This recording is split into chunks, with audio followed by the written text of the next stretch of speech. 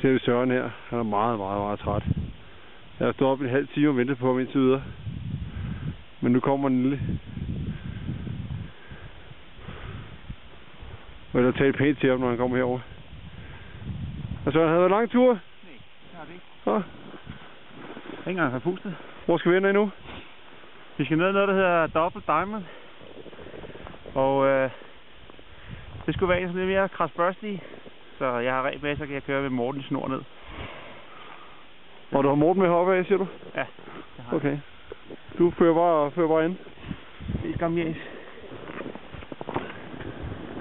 Er sneen dyb nok her? Ja, det er okay.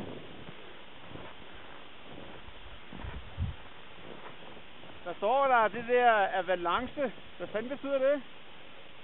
Nå. Så længe det ikke står close, så går det nok.